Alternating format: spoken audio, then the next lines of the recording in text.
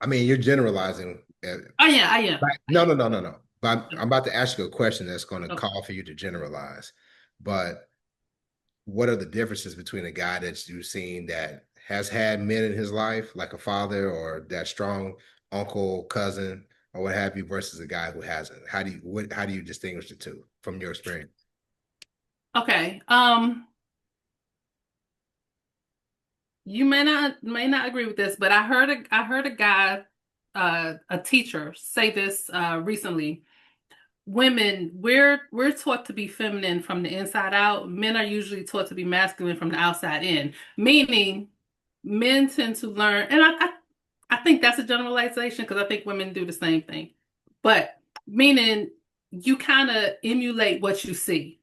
So if you had good male figures in your life, you'll tend to emulate what you see. Like my grandfather was a handyman around the house. He loved to take care of his house. He loved to take care of his family. My cousin's father wasn't around, but he was around my grandfather all the time. And I see those qualities in my cousin all the time. Those good qualities of my grandfather. Um, I feel like I just followed a case where these kids committed a unaliving somebody.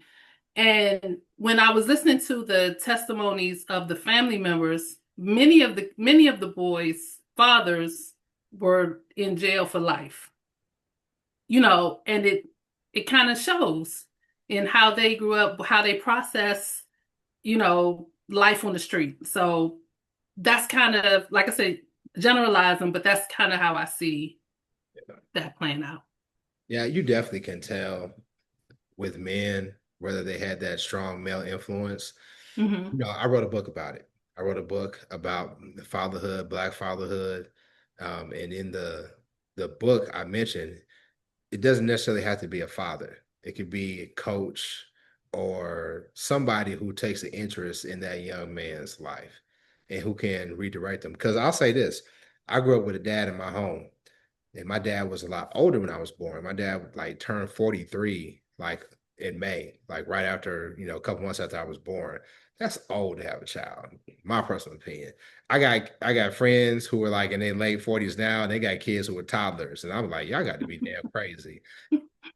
Kids are a blessing, children are a blessing, but raising four kids like I did, I couldn't imagine getting a kindergartner ready for school and I'm damn near 50. Like, come on. And then you got to get into the teenage years when you got to fight them and shit. Like, that's just Yeah. crazy to me. But I say that to say that my dad has spent so much of his life only having to spoil his nieces and nephews. Like, let me buy you whatever you want. Let me take you to this fun place. I may have to redirect you some, but for the most part, I'm taking you back home to your mom and daddy, right? So then Hmm. when I came along, all he knew how to do was to spoil, right? And so he set an example for manhood and some of the things that he did, good and bad. But a lot of the things that made me who I am in terms of like being a man's man, like that toughness and that take accountability, that came from like coaches that I had. That Okay. came from coaches is like, I don't give a fuck if you cry or you whine or whatever, you're gonna do it over till you do it right. Hmm. And that appreciation for what men do, that came from the community.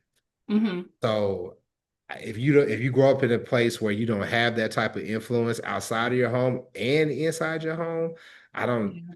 it's tough to be the type of man that I think most women want and respect. Yeah, I agree. I was just thinking about like my father's generation. So my grandfather was in the home. So my father and his siblings were raised in a two-parent home. But not only was my grandfather there, like I hear them tell stories all the time about Uncle so and so took us here. Uncle so and so had us, and he would get all the kids together, and we would play softball, or we would do this. So it is a difference between. I do believe it is a difference between men who are raised around strong, positive male role models and those who aren't. And the opposite for us men is women and positive woman, because I don't think y'all like us saying female, but y'all can say male role models. So I'm gonna say female, positive female role models. It's Um, the issue comes with if you're using it as a noun or or a descriptor or adjective. So female in how you use it was an adjective, so that's the right way. But if you say you females, that's where women have the so it's wrong when Craig stopped Debo and you said, "Hey, Debo, that's a female." yes, that was for those because I don't take offense to it, but for those women who do take offense to it, that's the difference. Because it feels like you're calling her an object instead of humanizing. I that I'm just explaining. I remember in college, this is tangent. A couple of my homegirls had crossed your sorority, Hmm. and we were walking into the student union, and like we held the door open for them, and I remember saying "ladies first," and they were like "women first, women," Oh and I was gosh. like, and you know me, you know how I am. I said, "You want me to just walk through the fucking door and say thank you?" You know what I mean? And I don't know why they had a problem with me saying "ladies first" versus "women" or whatever, but that just made me think about that. But Yeah, that's weird. but I'm gonna tell you, female role models are important Hmm. because I've been in relationships where there wasn't a positive role model, and the woman that you interact with, especially in how they deal with men and how they see how you should interact with men, it could make or break a relationship. It can make it real tough because in this one situation, not only did she not have strong men in her life, so she saw an example of, because sometimes as a man and a leader, you have to be willing to be the bad guy in the household. Hmm. You have to be willing. I remember there's times me as a father, and I tell people all the time, I had 4 teenagers at one time. There's a time where everybody in the house fucking hated me because I'm like, no, you're not doing that. And because it's my job to protect y'all. And sometimes I have to put my hoof down and say, no, you're not doing that. And everybody doesn't see that until later on, right? Uh, Hmm. And so if you have a woman that's never had that type of interaction with men, they look at it as tyranny versus love. Yeah, I agree with that too. So when you try to say, hey, listen, if I'm your man and I'm, obviously you're with me because you think I got some sense and I'm trying to lead us in a certain direction, but you're fighting it because you think I'm trying to control and dominate you. Who wants to be in that type of shit?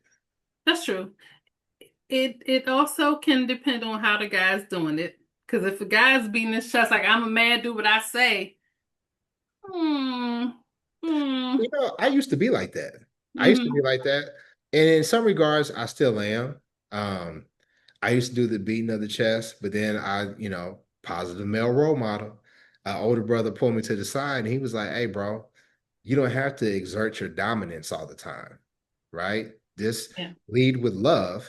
You can still be firm, but lead with love and things will work out a little bit better. Now, the woman I was with, she still didn't appreciate it because she didn't have positive male role models, but Yeah. Yeah. it changed how I interacted with my kids, right? Because it used to be I was a tyrant. This is my house. You do what the fuck I say, my way or no way. Hmm. And I still maintain that, but you don't have to just be a bully and dominate the whole household or whatever. But Right.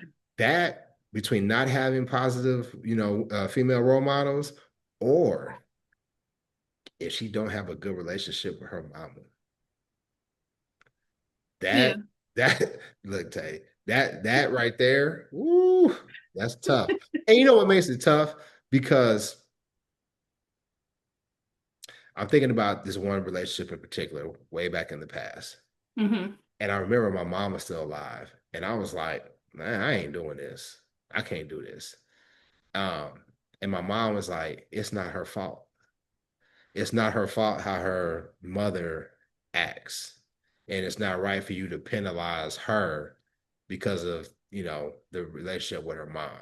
And Hmm. because of that, I stuck it out, probably longer than I should have. But that's also a tough situation. Yeah. I get that. Yeah. Yeah. Uh, I don't know. Does it work in the reverse? If a guy doesn't get along with his dad, does it? give off like red flags? Um, Probably if he doesn't get along with his mom, that gives off red flags. But what well, about his father? I think actually I think in all of those situations, I think it depends on the type of person the mother or the father is. Because I I hate to say I used to be one of those people when people say I cut off my mother, I cut off my father. I'd be like, but that's your mother. How you gonna do that? But if you have a mother who's a jerk, uh, I mean, the older I get, the more I hear stories of people who may not have been raised by the best people. Sometimes cutting off people, even your parents, will be the best thing to do. So I think it depends on the parent and how that parent is and why this person doesn't get along with their parent. I I don't know. remember my ex told me that she blocked her mom on all mediums, all platforms. And I remember saying, "You did what? You blocked your mom?" And it was so foreign to me because, and sometimes I feel bad about talking about my mother because I had the best mom ever. And I'm not just saying that just because she's my mom. You know, she wasn't perfect, but she was perfect for me. Hmm. And think I may have said this on the show before, but I was talking to a friend and she said my mom's name was Mildred. So she was like, not everybody had a Mildred. And I was like, damn, am I talking to, sometimes, you brag about what you have and it makes others feel less than. And that's Yeah, not my intent. I'm just, just speaking my truth. And I've learned that one of the worst things that you could say to people is that's still your mother. yeah, Because I used to say that to one of my homeboys who had a difficult relationship with his mom. And we would always be like, nah, man, that's still your mom, dude. That's still your mom. But then as time went on and we saw some of the things that his mother was doing that was horrible. And yeah. I was like, you know what? I owe you an apology, bro. Right. I owe It's you. like recently. I know you've heard of Black China and her mother Tokyo Toni, right? Oh, that Tokyo is awful. Oh She's my God. awful. But look, recently a video came out where she says, I'm gonna Marvin Gaye you. Now everybody knows what Marvin Gaye's daddy did to him. I saw that, but she said that. Yeah, that's Yeah. what's up. Yeah. She would be cut off from my life. I Forever. Cause don't threaten Yes. me. Don't Yes. threaten me. What do you Exactly. mean by that? Exactly. Exactly. Exactly.